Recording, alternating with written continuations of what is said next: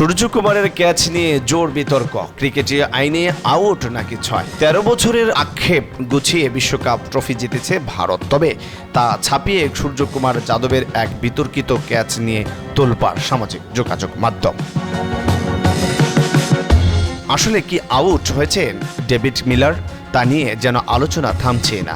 এবার নতুন আরেকটি যুক্তি দাঁড় করানোর চেষ্টা করছেন নেটিজেনরা, আর তা হলো ক্যাচটি নেওয়ার সময় বাউন্ডারি লাইন সঠিক জায়গায় ছিল না। ভাইরাল হওয়া একটি ভিডিওতে তা স্পষ্ট দেখা গিয়েছে। ম্যাচের ফল নির্ধারণকারী মুহূর্ত নিয়ে কেন আম্পায়ার বাড়তি সময় নিলেন না, তা নিয়েই অনেকে প্রশ্ন তুলেছেন। এছাড়া রিপ্লেতে সীমানা দাঁড়িয়েও কিছুটা সরে গেছে বলে দেখা যায়, কারণ ঘাসের ওপর বাউন্ডারি লাইনে সাদা দাগ স্পষ্ট।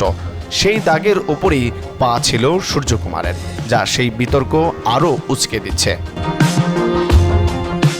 ক্রিকেটীয় আইনে সীমানা দড়ি সরে যাওয়া নিয়ে স্পষ্ট ব্যাখ্যা দেওয়া হয়েছে।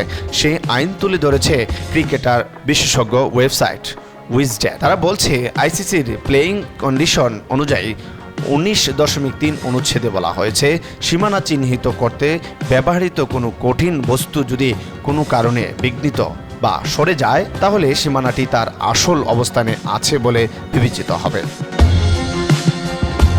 19.3.2 অনুচ্ছেদে বলা হয়েছে, সীমানা চিহ্নিত করতে ব্যবহৃত কোনো কঠিন বস্তু যদি কোনো কারণে বিঘ্নিত বা সরে হয়, তাহলে যত দ্রুত সম্ভব তা ঠিক করতে হবে।